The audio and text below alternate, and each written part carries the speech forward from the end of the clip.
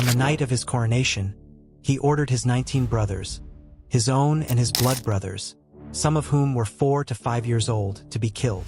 They were strangled with silk cords so as not to shed the Sultan's blood. The bodies were taken out in silence, one by one. No screaming, no tears, no farewell. This was the first order of the new Sultan, Mehmed III, and the Ottoman Empire immediately felt that this rule would be completely different. Blood did not frighten Mehmed, it strengthened him. Mehmed was born on May 26, 1566, in the harem of Topkapi Palace, right in the heart of Istanbul. His father, Murad III, was not yet sultan at the time, but was already deeply entangled in palace intrigues surrounded by spies, servants, and concubines. His mother, Safiye Sultan, was not just beautiful. She was fiercely ambitious. She knew that to survive the harem, obedience wasn't enough. You had to play hard, and she did. From early childhood, Mehmed was separated from his mother, as dictated by Ottoman protocol. He was raised by eunuchs, teachers, and mentors. The boy grew up in a golden cage where every move was noticed, and every word could be used against him. He was taught the Quran, poetry, calligraphy, but even more than that, he was taught silence, restraint, and paranoia. The Ottoman Empire had long instilled a system where princes grew up not as brothers but as future threats. From an early age, Mehmed understood, if you don't become sultan, you die. Not because you're evil, but because you're redundant. That fear bred a coldness in him, the same coldness that would later define his very first decision. In 1583, at the age of 17, Mehmed was sent to Manisa, the traditional province where Ottoman princes received political training. It was a vital stage, the formal school of future sultans, but also a trap. In Manisa, he was constantly monitored. Any misstep could be interpreted as rebellion. Meanwhile, in Istanbul, his father Murad III became increasingly isolated. He barely left the harem, spending his days in mysticism and romantic escapades, while political control quietly shifted to Safiye Sultan. She did everything in her power to prepare the path for Mehmed's ascent. And that moment came in January 1595. Murad III died. Mehmed was now to become sultan. But first, under the law of Fatih, established by Sultan Mehmed II, all his brothers had to die. It wasn't a right, it was a duty. Eliminate potential rivals.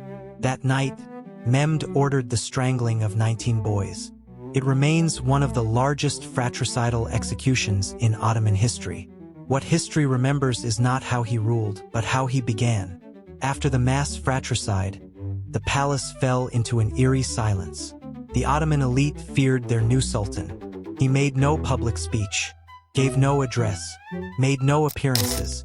He simply sat on the throne and said nothing. The empire shuddered. It became clear, Mehmed wouldn't rule, fear would.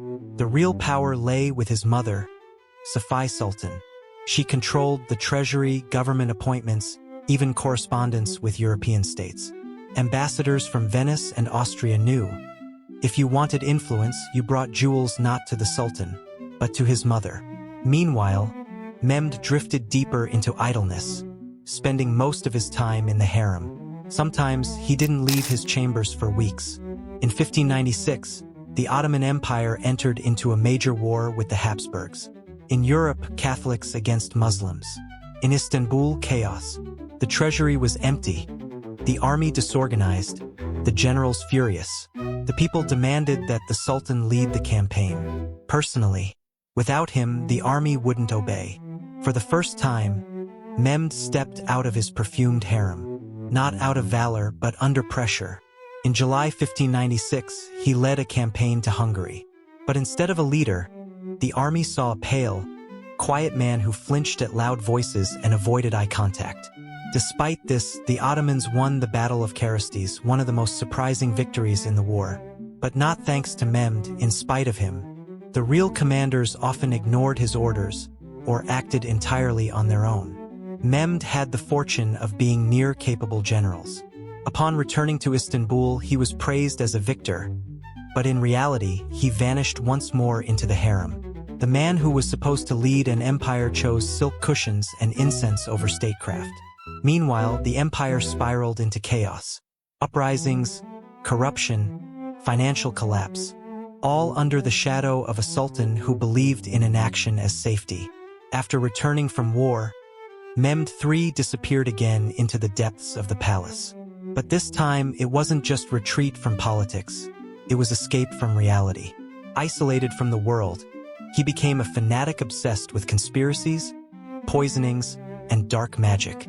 Paranoia consumed him, and fear became his only form of rule. The harem, once a place of pleasure, turned into a stage of silence, surveillance, and execution. No woman felt safe. Servants whispered that the sultan might order an execution just for dreaming of rebellion. Then came a rumor. One of the concubines was allegedly having an affair with a palace servant. No investigation, no evidence, just gossip. Mehmed reacted instantly. He ordered that all concubines living in the same section of the harem be drowned. That meant over 20 women. They were bound and drowned in the marble pool of the palace. The water turned red in minutes, and the harem fell into a deathly silence. Even the birds stopped singing. This moment became the symbol of a sultan who didn't rule. He reacted erratically, brutally, without reason. His reign was built on fear and the desperate hope that terror could substitute for leadership. But outside the palace, the empire was collapsing. The janissaries, the elite royal guard, were furious. They demanded pay, better treatment, respect. Instead, they got silence from the sultan. So they revolted. Houses burned across Istanbul. Officials were thrown off rooftops. And while blood ran through the streets, Mehmed cowered behind the walls of Topkapi, never issuing a single public statement. The people begged for action. He gave them nothing. This wasn't a ruler. This was a shadow hiding inside a sultan's body, terrified even of himself. By the early 17th century, the Ottoman Empire was sick. Janissary uprisings, financial collapse, foreign failures. And inside the palace, emptiness. Because Mehmed III, the nominal sultan, did not rule. He hid, literally. For the last years of his life, he barely left his chambers. He ruled through viziers and his mother. He was feared, but never respected. In December 1603, after another bout of fever, the sultan died.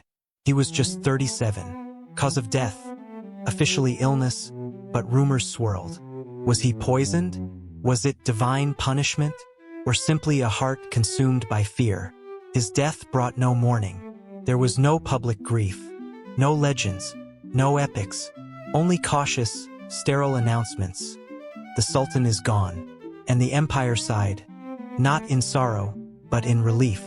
His successor was his 13-year-old son, Mehmed I, the same Ahmed who would later abolish fratricide. Even at that young age, he understood. What his father did wasn't leadership, it was sickness. Mehmed III was not loved, not sung about. Even in mosques, prayers for him were rare. In history, he became a symbol of weakness, paranoia, and senseless cruelty. In an empire of millions, people wanted to forget him. Because remembering him meant remembering that fear is the worst ruler of all. After the Janissary revolt, Istanbul never truly calmed down. Everyone saw that the sultan was just a shadow behind a curtain, while real power belonged to the palace, the harem, and the viziers. But when the viziers began fighting among themselves for influence, the empire lost its course again. Each one pulled in a different direction. Trade collapsed, taxes rose, new revolts flared in the provinces. Mehmed didn't leave the palace, not even then. He hadn't shown his face to the people in years. Even ambassador receptions happened without him. Diplomats spoke with the Grand Vizier or Safiye Sultan. The Sultan himself, isolated like a ghost, barely communicated even with his own sons. He frequently replaced servants, suspecting everyone of conspiracy. Even silence terrified him. His mother, Safiye Sultan, began losing support. Rumors spread through the army that she was sending gold to Venice and manipulating the empire for Western interests. She indeed corresponded with foreign powers, traded high positions, promised influence, all without her son's knowledge or consent. But Mehmed didn't protest. He simply remained silent. Meanwhile, violence flared again in the provinces. In eastern Anatolia, the Salali rebellions erupted, armed peasants and deserters who could no longer survive the poverty. These groups looted palaces, killed tax collectors, blocked roads. The empire was cracking, and Istanbul drowned in rumors. To stabilize the situation, the Grand Vizier proposed restarting a military campaign, hoping that shared victory would unify the state. But Mehmed refused. He was too afraid to leave the palace again. His only strategy now was simple: avoid responsibility at all costs. And more, phantoms filled his mind. Court doctors noted he suffered from anxiety attacks, sleep disorders, and visual hallucinations. He ordered his meals checked 6 times, banned anyone from making eye contact, and even burned several carpets, believing they contained dark symbols. All that remained for Mehmed was the memory of the throne he had claimed through blood. But with each year, it became clearer power was not his reward. It was his sentence, and no one doubted. His reign would end as it had been lived, in silent surrender to fear. In December 1603, the Topkapi Palace was filled with anxious silence. Servants whispered, eunuchs rushed with bottles of medicine, doctors entered and exited without a word. In the Sultan's chambers, the air was thick, with sweat, incense, and fear. Mehmed III was dying. He was only 37. The official cause: exhaustion and fever. But the real reason was known only to a few. Some said poison. Others spoke of a mental breakdown. Still others whispered suicide. He left no will, no final words, no audience with his vizier. He simply died in silence. The empire did not stop. In fact, it exhaled. News of the Sultan's death spread fast, but no one wept. There was no mourning, no public panic, not even outrage, only caution. Who would take the throne? That very day, janissaries, viziers, and court elites gathered. Each had their own candidate. Some supported Mehmed's younger brother, others a son from another concubine. But the final word came from Safiye Sultan. She declared that the throne would pass to Mehmed I, Mehmed's 13-year-old son, a boy the late Sultan had barely acknowledged. Mehmed was young, unformed, easy to control. That's why the court accepted him. But the boy would soon realize, if he didn't take power into his own hands, he'd be destroyed, and he would go on to abolish fratricide, vowing never to follow his father's path. Mehmed's body was buried in Istanbul without ceremony. No legends, no crowds, just a formal procession, silent, sterile, cold. His death didn't mark the end of an era. It marked the conclusion of a quiet horror that had gripped the empire for nearly a decade. He wasn't cursed. He wasn't glorified. People simply stopped speaking about him. The history of the Ottoman Empire saw all kinds of sultans: heroes, conquerors, poets, reformers, even madmen. But Mehmed III was different. He wasn't feared after death. He wasn't honored. He was deliberately erased. After Mehmed's death, not a single portrait remained in the palace. The court artists who once painted every ruler left no official image of Mehmed III. He vanished from panels, frescoes, and chronicles. In historical texts, his name was mentioned only briefly. No titles like the Magnificent, the Wise, or even the Cruel. Just a dry label, Sultan Mehmed. Even architecture, the signature of Ottoman royal legacy, ignored his memory. During his entire reign, Mehmed built no grand mosque, no library, no fountain, no school. Nothing that might preserve his name. Safiye Sultan, after his death, clung to power for a few more years, but her influence faded quickly. Her grandson, Mehmed I, removed her from politics and began a new chapter, an era of cautious reform. Under his rule, the famous Blue Mosque would rise, and the brutal policy of fratricide, which had marked Mehmed's ascent to power, would be officially abolished. Among the people, no stories were told of Mehmed. He wasn't cursed, nor praised, because horrors without meaning aren't discussed. They're buried, like toxic memories. The Ottoman Empire learned, and the lesson was simple: a ruler who begins with blood, but lacks the strength or spirit to lead, leaves behind only emptiness. Mehmed III, a sultan whose silence killed more than the sword ever could. Mehmed III died leaving behind not an empire, but the shattered pieces of a once great machine. A state that, only decades earlier, had terrified Europe with its organization and iron discipline. Under his reign, the Ottoman Empire became a leaderless structure, crawling forward out of inertia, without purpose, and without a soul. He was no genius, no reformer, no warrior. But he wasn't a classical tyrant either. And therein lies the real danger, because the most terrifying rulers are not always those who cut down everything in their path. Sometimes, far worse are those who do nothing, yet sit on the throne, gripping the entire nation by the throat with their passive, silent presence. Mehmed had no voice. He didn't speak to his people, didn't inspire, didn't scold, didn't guide. But his fear spoke for him, a fear that paralyzed decisions, a fear that led to the strangling of brothers, the drowning of concubines, the silence during revolts, a fear that ruled the empire while the sultan cowered behind curtains. This fear wasn't just personal, it became state ideology. It halted progress. It bred corruption, killed initiative. And even after Mehmed was gone, the atmosphere lingered, like a toxic fog that stains long after the source has died. No books were written about Mehmed. He wasn't taught in schools. Mosques rarely offered prayers in his name. Even court historians, writing under official instruction, avoided his era as if it were a dirty stain on history, a ruler with no legacy, no reverence, and no meaning. And perhaps that's exactly why his story matters today, because it shows us that the absence of character and power is just as dangerous as the excess of ambition. A man with no vision, no principles, and absolute control, that is the formula for slow, inevitable collapse. Mehmed III received everything a sultan could ask for: the throne, the army, gold, a harem, a powerful mother, and a vast empire. Yet he died as if he had never lived. The empire didn't lose a ruler, it simply ejected something useless, something that had made it harder to breathe. An empty throne. That is Mehmed III's true legacy. A name forgotten not because it was terrible, but because it was hollow. Ottoman historiography is a tapestry of victories, architecture, laws, and conquests.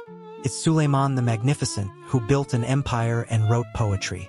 It's Selim the Grim, who marched into Cairo and raised silk banners over sacred cities. It's Murad IV, who walked Istanbul's streets at night, punishing drunkards. All of them remembered, but Mehmed III is not part of that memory. He lives in no song, no monument, no historical epic. He was deliberately silenced. Why? Because he was inconvenient. He couldn't be glorified, nor turned into a compelling villain. He was a void, and a void has no narrative. That's why forgetting was easier. He left behind no reforms, no codes of law, no educational institutions. His children, aside from Ahmed, faded from record. His wives disappeared from court history. His rule sparked no intellectual movement, no political current. It was a frozen decade, as if time paused, and all that filled the silence was fear. Even the tone of writing changed. Chronicles became cautious. Poetry turned somber. Architecture grew modest. It was a shadow era where the ruler existed in name only, emotionally he was absent. Strangely, even the enemies of the empire spoke little of Mehmed. Western diplomats wrote of his mother, his viziers, the power brokers. But the Sultan himself was labeled unwilling to rule, or simply unreachable. It's a rare phenomenon, for history remembers tyrants, madmen, and failures alike. But Mehmed was avoided, not feared, but shamed, because he reminded everyone that the greatest failure isn't in defeat, it's in doing nothing. Today, his name resurfaces as a historical warning. In an age where leaders hold great power but hide from responsibility, Mehmed's figure is a mirror. It doesn't lie, and in it, any nation might see itself. When its leaders begin to withdraw, stall, and cower, Mehmed III is not a legend, not a hero, not a monster. He's an empty frame where a ruler was supposed to be. And in that lies his quiet horror. In the vast, multi-voiced history of the Ottoman Empire, every sultan left a mark, with a sword, a pen, a mosque, a reform, or at the very least a scandal. Every one of them, except one. Mehmed III. He never became a hero, nor did he make it onto the list of tyrants. His name was seemingly erased, not because he was too cruel, but because he was too empty. People didn't fear him like a monster. They feared him like a mirror, one that was too painful to look into, because in it they could see themselves. Mehmed III ruled in silence, but that silence had a price. Thousands strangled, drowned, exiled, humiliated. He created nothing, yet under his stillness, entire systems decayed. Provinces slipped out of control. Viziers battled one another. The army lost its discipline. The treasury dried up, and the Sultan said nothing. That silence was the essence of his reign. It was as if the empire was sinking underwater, and the one man who should have cried, "Save yourselves!" just sat on the throne and watched as the last rooftop disappeared below the surface. Mehmed wasn't a psychopath. He wasn't a sadist. He was simply a man given power without an inner core. History handed him the throne, and he handed it over to fear. He wasn't a ruler. He was a presence through which the empire drifted, leaderless, soulless, adrift. After his death, there was no cult, no remembrance, no nostalgic. Remember the days of Mehmed. Even the empire's enemies left little record of him. He intrigued neither allies nor adversaries. Because emptiness doesn't draw attention, it begs to be forgotten. The empire began a new chapter after him. His son, Mehmed I, was young and inexperienced, but at least he was alive.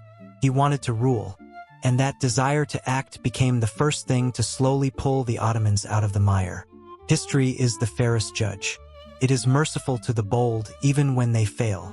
It tolerates the cruel if they stand for something. But history does not forgive emptiness. Mehmed III was not a monster, and not a martyr. He was an empty throne with a human face, a symbol of power that never became leadership. A reminder that sometimes the most terrifying thing isn't what a leader does, but what he refuses to do. History remembers, but it also has an instinct, the instinct to forget those who left nothing. No sword, no vision, no terror, no love, only a shadow. And that's how the Ottoman Empire remembered Mehmed III. Not with words, nor portraits, nor prayers, but with absence. His life was defined by the anticipation of threat. And that anticipation became his style of rule. He didn't create, he prevented. Didn't dream, only feared. And in the end, he became the dead heart of a living empire. There is no more tragic figure in history than the one who had everything, and used none of it. The essence of Mehmed III is potential that withered before it could bloom. A sultan who lived only to preserve himself, and lost everything but fear. And today, when we recall his name, we don't speak of great battles or achievements. We see only an empty throne, a symbol that power without action is poison, that silence can be more terrifying than dictatorship, that history doesn't fear cruelty, it fears nothingness. This is what Mehmed III left behind. No legacy, no war, no reform. Only a lesson in silence, still echoing between the lines of forgotten chronicles. And anyone who ever sits on a throne, be it sultan, president, or king, must one day face that shadow and ask, if I too remain silent, what will history say about me?